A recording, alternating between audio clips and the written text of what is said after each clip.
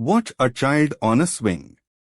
Pull her back, let go, and she trades height for speed, then speed for height, over and over. Nothing is lost, energy just keeps changing its costume.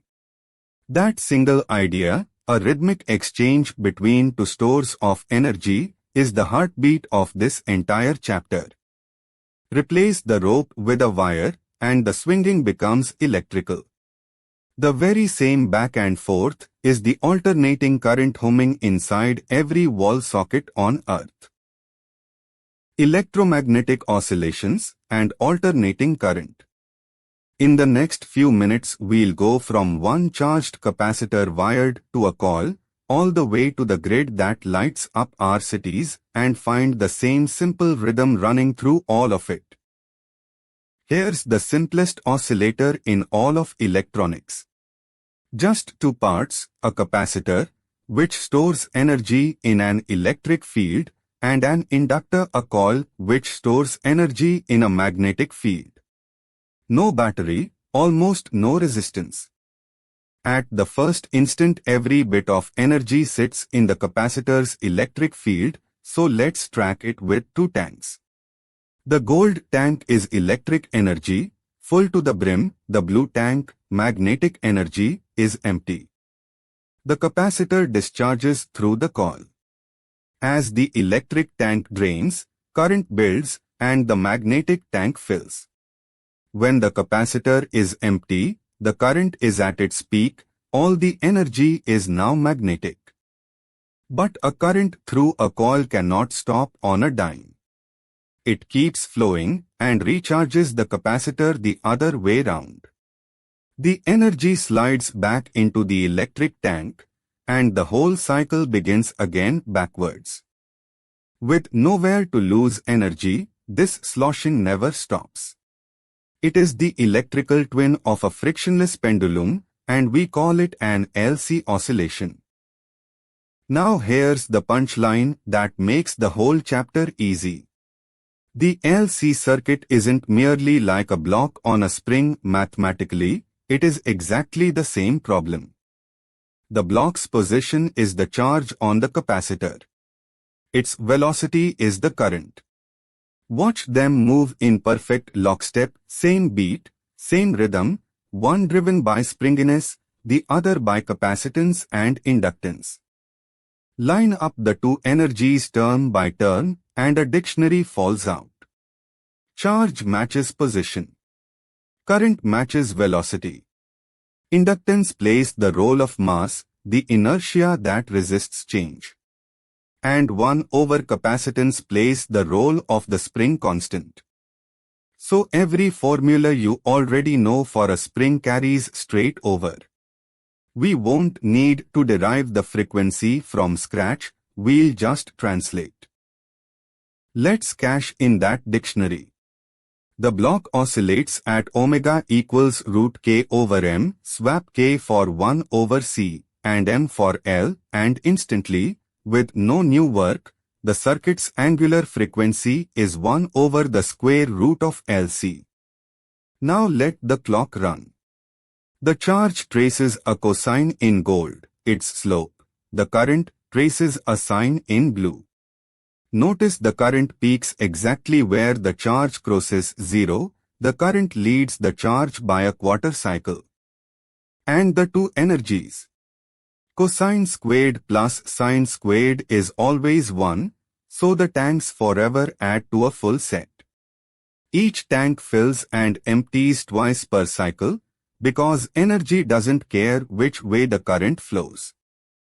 The current amplitude is omega times q, and the total energy stays pinned at q squared over 2c. A perfect, lossless exchange. Real circuits always have some resistance. Slip a resistor into the loop, and now there's a leak. Every cycle, a little energy escapes as heat, at the rate I squared r.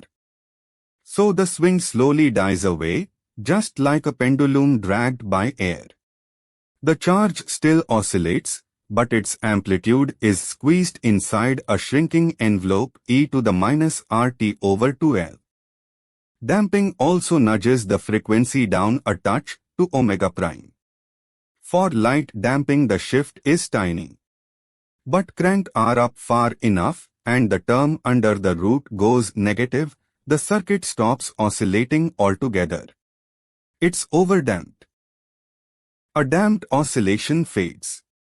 To keep current flowing forever, we must feed energy back in, and the cleanest way is to spin a coil inside a magnet, a generator.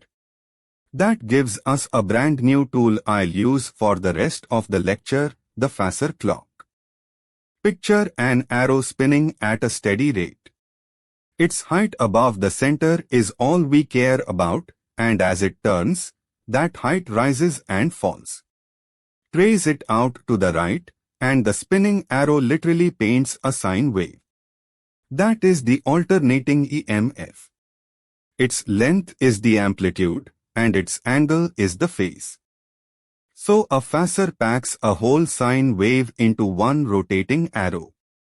Its length is the amplitude, its angle is the phase. From here on, whenever two things are out of step, we'll simply watch the angle between their arrows. Drive each element on its own, and watch how the current lines up with the voltage. There's a charming mnemonic for it, ELI, DICE man. In a resistor, current and voltage march together, perfectly in step. In an inductor, the current lags 90 degrees behind, the coil fights every change. In a capacitor, the current leads by 90, charge must flow before the voltage can build. And here's the twist that makes AC interesting. These reactances depend on frequency.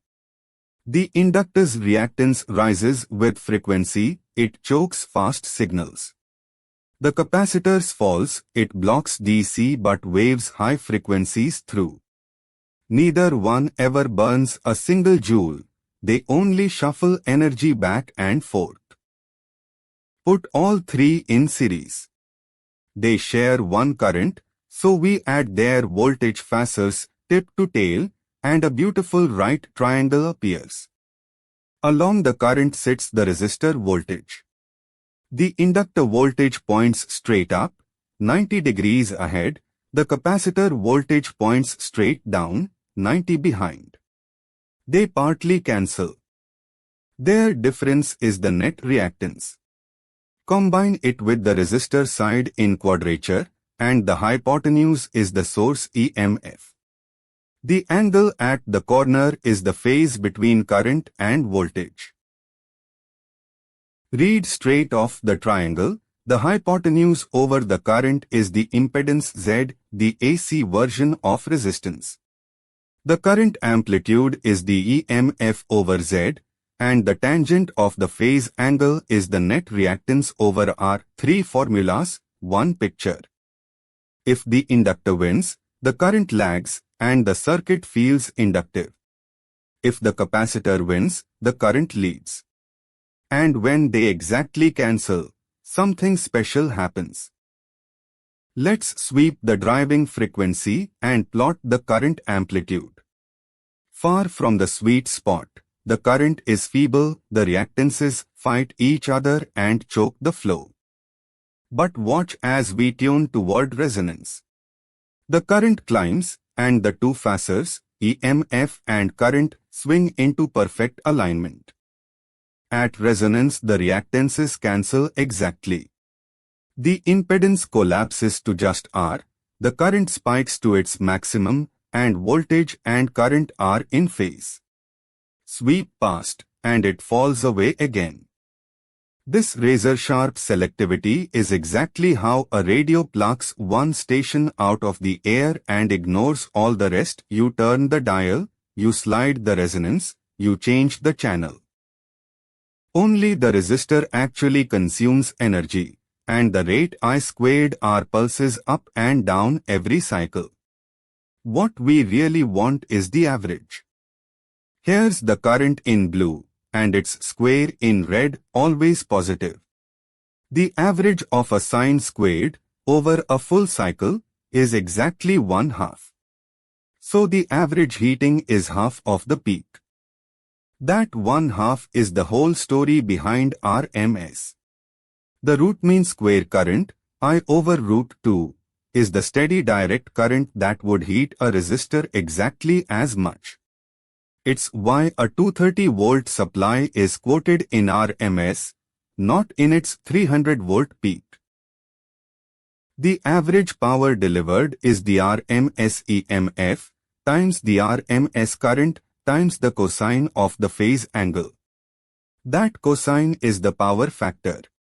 At resonance it's 1, every watt counts. When current and voltage are 90 degrees apart, it's 0, and no net power flows at all. That's why utilities work so hard to keep it near 1. One device makes AC indispensable, the transformer. Two coils share an iron core.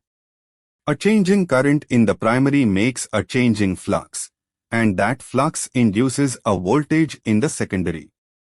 Voltage scales with the turns ratio. More turns on the secondary steps the voltage up, fewer steps it down. And because an ideal transformer conserves power, stepping the voltage up steps the current down by the very same factor. That single trick decided the war of the currents. Power loss in a line is I squared R, so we transmit at enormous voltage and tiny current to keep the losses small, then step the voltage back down for safe use at home. Transformers only work with changing flux, useless for steady DC, and that is why the grid, worldwide, runs on alternating current. So, the whole chapter on 5 cards. An LC circuit oscillates at 1 over root LC, with energy seesawing between the electric and magnetic tanks. Drive it, and the reactances of the coil and capacitor set the impedance, which fixes the current and its phase. And power flows only through the resistor, scaled by the power factor. And underneath all 5 runs the single idea we started with, energy swinging endlessly between an electric field and a magnetic one, the same swing, whether it's one tiny capacitor or the power grid of a whole country. Next time, these oscillating fields break free of the wire entirely and raise off as light itself. Chapter 32, Maxwell's Equations. If this made AC finally click, subscribe, and I'll see you there.